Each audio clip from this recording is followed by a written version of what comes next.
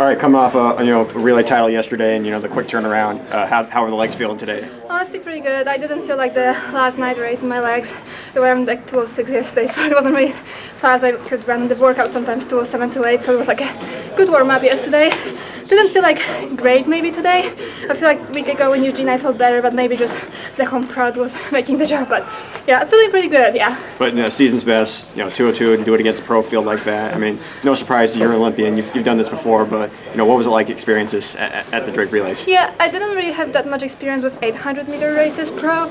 Like I usually race 1500 or miles, so I feel like to face those great competition like pros in the 800-meter race.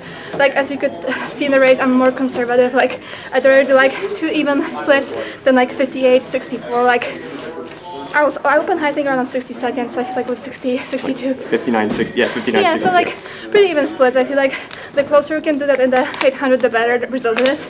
So I feel like just good experience again in a 100-meter race. Again, running fast, closing hard. I feel like I'm really proud of this last 100 because I was pretty far, and at some point I was like, there's no way. But I was like, I gotta find this one more spark. There's always a way, Klaudia. You showed that in the summer and in every 1500 race last year. I mean, so to that point where like when you finally got the opening, like when you finally saw some clear track ahead, like did that kind of energize you? Yeah, I definitely am a runner that likes chasing people, so I feel like it was good that I had those runners in front of me and I could like chase them one after another. And yeah, like I saw like this one opening after like 300 already. There was a gap. I was like, oh, I gotta go because I'm gonna lose the contact. That's gonna be so hard. And there was like 2 other gaps that I was trying to close at some point. But yeah, definitely just like learning how to like not give up in the race. So like I was gouged for a second, but like still believing that I could do it in the last 100, and still like I have the strength in my leg that didn't go away when I was injured or when I had a break.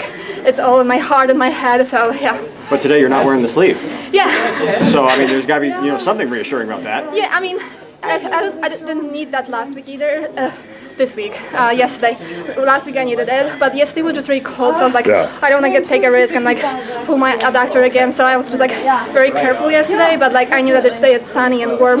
I'll be fine without it. Like it's just more like for my mentality that everything is okay. I'm taking care of every small little piece. But yeah, I didn't really need that yesterday even. So.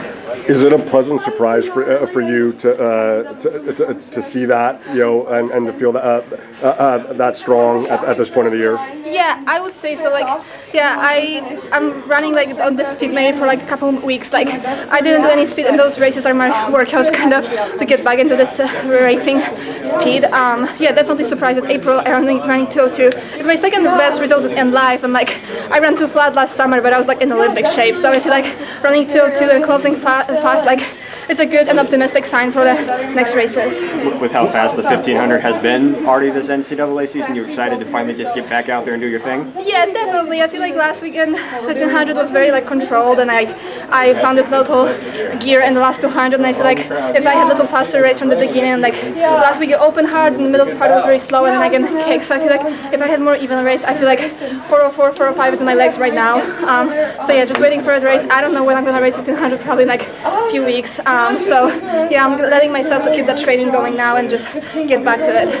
When coach tells you, I don't know if it was last week or a couple weeks ago, that you're going to run in Eugene and then fly into the Midwest to run at Drake, what were kind of your just initial thoughts that'd be happening so fast? Well, so it happened actually a few weeks ago when we had plans to go to Penn Relays, and then Shalane texted me that she had like a different idea and that I would race 800 in pro field here. I was like, Shalane, I'm not ready for that. Like, let's get through those few workouts and we'll see. Like, it was like 3-4 weeks ago. I was like, Shalane, there's no way. Just let me train. I was like, no, I think you can do it. So I feel like, yeah, definitely, didn't believe that. I didn't believe that a few weeks ago.